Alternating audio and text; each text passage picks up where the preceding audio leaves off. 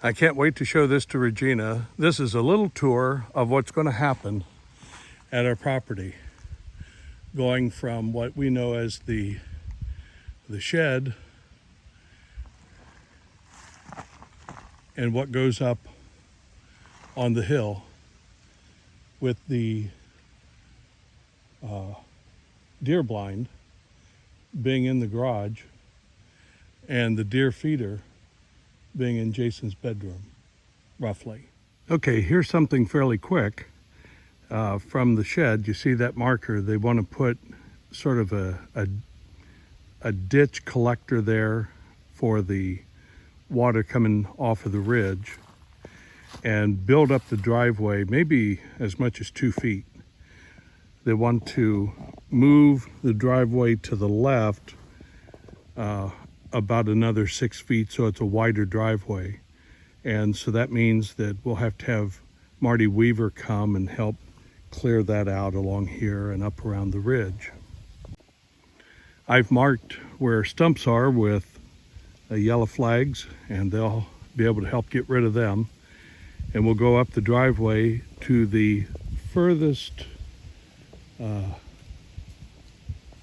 yellow flag and the post with the pink marker on it, and that'll be where the driveway begins to bend up the ridge to the house. So from here, we start bending around where those markers are. One's on the inside of the drive, the other's on the outside of the drive. Kind of come up, getting rid of that scruffy stuff right there, and keep sweeping on around. Here again at that scruffy spot, part of the driveway, then goes up through that scruffy spot to where there is a pink flag on the other side. This is looking towards the house. The first pink flag marks where they may be able to drill,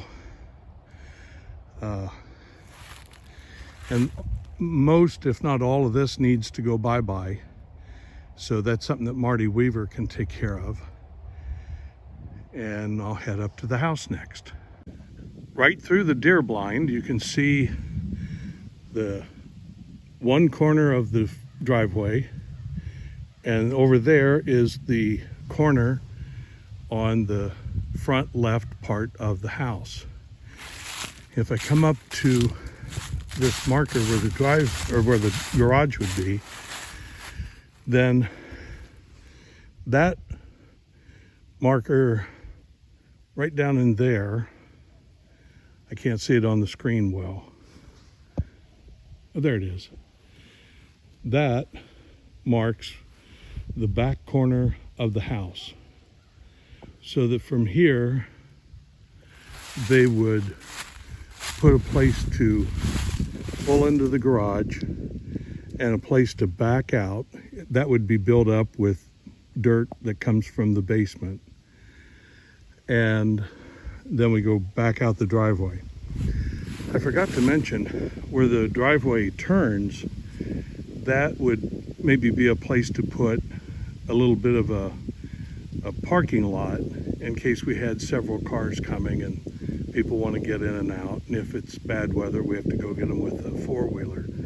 But they couldn't figure out a good way to do a circle drive because the drop from here is so steep. So that's one way to have our cake and eat it too. So if this is marking the left front of the house, and Jason's wing is over here, and our suite is over here, and then the driveway, or the part of the garage, this roughly is where the front of the house would be. And of course these trees need to come out. But the back of the house would be over this way for the back left corner, which marks where the outer edge of the pop out on the fireside room would be. And so then it would go from there. Generally speaking, from here to the marker that is over there. There, I can see it barely. Marks the back of the house, which means they could put some dirt here to kind of put in a little bit of a backyard. But if this is all cut down and opened up to the gas line, which is the green line that's running right over in here, that would be our view. And it may be that we could leave a few trees here or there, but we'll have to see how that works out for getting the grade all worked out. But a lot of this scruffy stuff, Marty Weaver is supposed to be able to take care of. And Chris, who's on staff, will take care of the soil test, designing the drain field for sewage, and he'll have to work a little bit more to figure out where to put the well. Now, if this is opened up, one thought came to mind. There's an area down here that might be decent for a barn. Right there you can see the back right corner of the house, that pink flag. And I am standing in the lane that currently goes down to the gas line. From here down, there is some droppage, but it's more gradual droppage than some places. It's not much different from where I thought about putting the barn on the other side of the driveway. It just crossed my mind today, what if I put the barn here? It'd make it easier to run a power line or water lines up from the house without having to mess around with the driveway. And then have a little pasture, but it'd also be close to where this open area is for the gas line. So that from here, it'd be an easy place to have a place for the cattle to graze. So just thinking.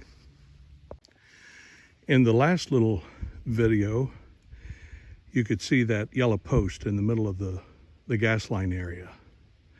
So with that as a reference, they let me have some pink ribbon, and I tied around a tree and tried to do that all the way up to the 2 fence posts that mark the property.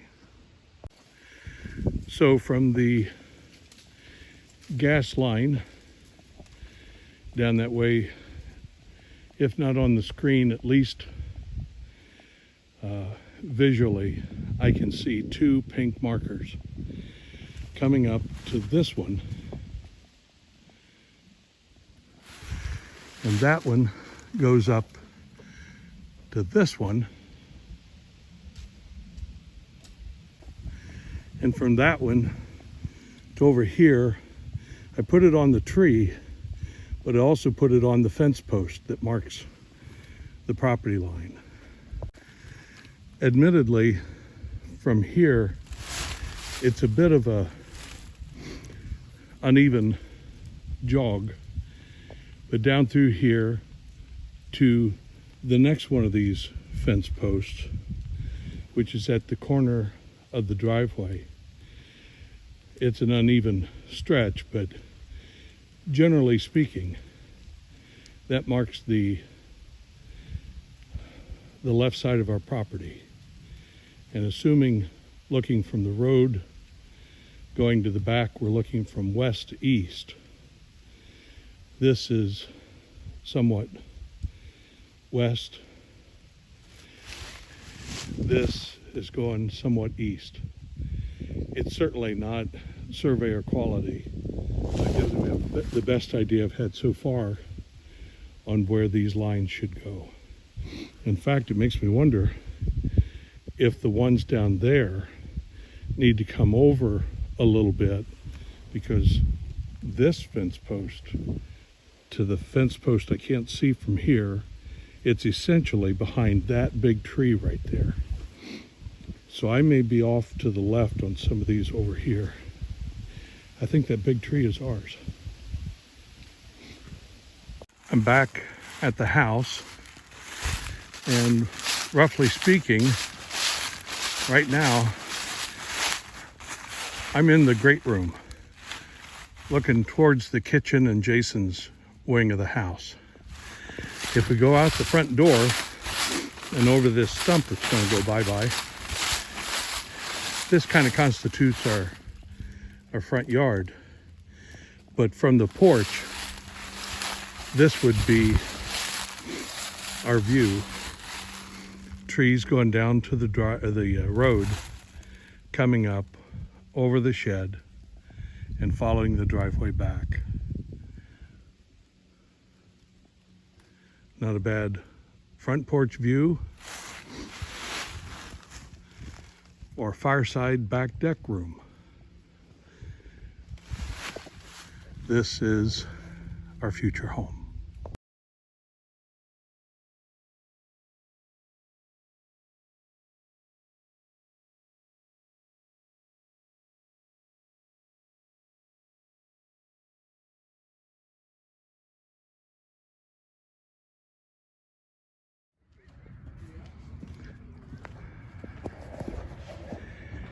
Now this family added on one more garage bay, which is not normal. Looks like they still need to do steps, and there's no electricity yet. So I'm glad we got here before it got too dark. When you come in, you're met immediately by these mudroom kind of places.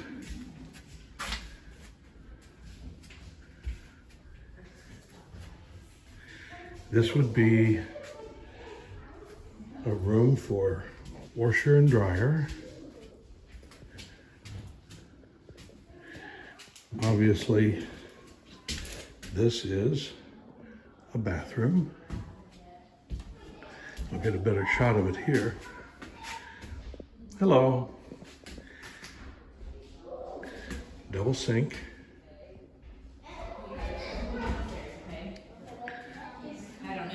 Now I'd need the plans to know exactly. I'm suspecting that this would be the bedroom area, walk-in closet,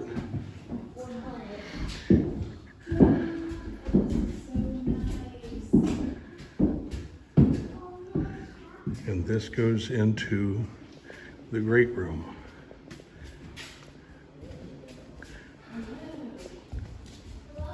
They build a deck.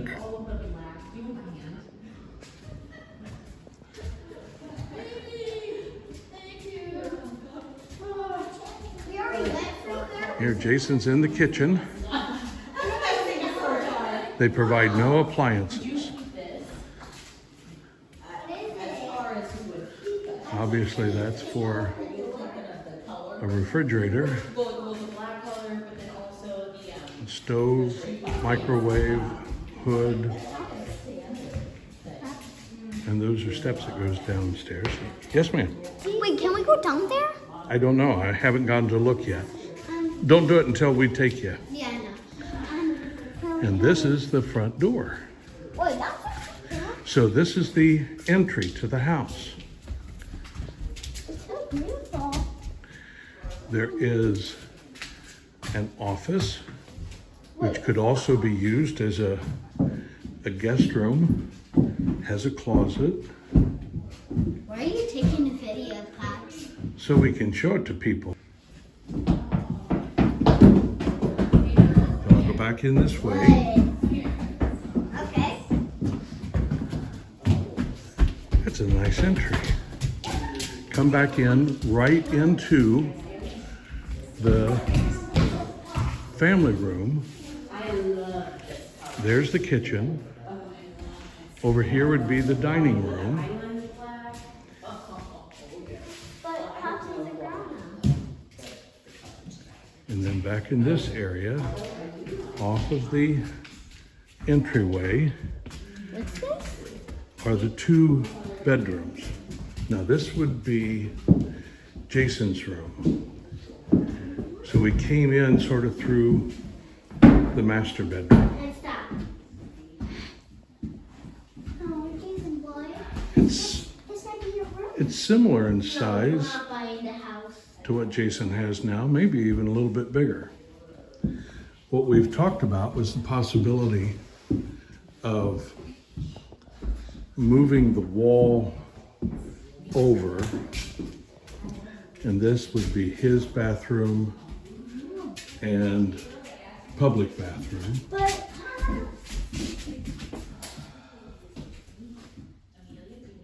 Very nice. Commode still needs to go in. But move all of this further down this way. This room would then be made smaller by a few feet, but possibly we'd build a pop-out that would go out a few feet further. And instead of walls like this, it would have windows on this wall, windows on this wall, windows on this wall, and a fireplace here. And the fireplace, this would then be an area where the opening would be. There would not be this hallway here quite the same way. But there would be an opening right into the family room. So that from the family room, you could see the fireplace. Do you like it? This one's better because it still looks like it dips. Ours is like, so it's really hard. It's not hard to clean.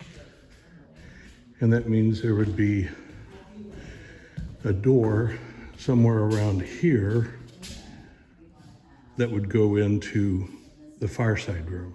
At least that's what I call it. This is made so that you can have a walkout basement. I'm going to try and go downstairs, see if I can see anything.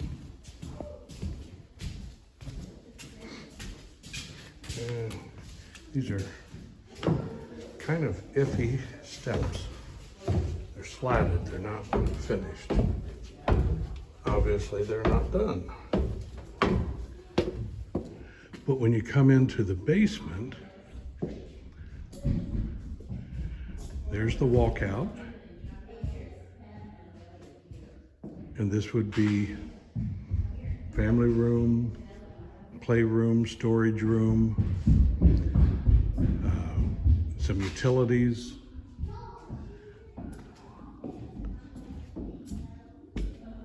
Somewhere, and I'm not sure just where, but they would stub in the plumbing to be able to put a bathroom in down here for the future. But see, in a basement, you can have all these windows still to be able to look out at the woods.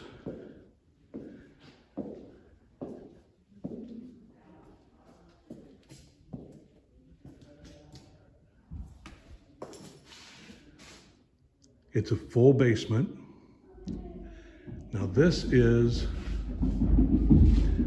I think it's a 12-course block wall. And there would still be this dropping down below the ceiling like we had at the Summit Street house. But when you go back behind here, this could be more designated for storage as opposed to that being a family room. So this is plenty of storage space here. So the height, I can touch the floor joists above. That's certainly better than what it was at the Summit House. We like this place on paper. And from what I can tell, we would like this place in reality.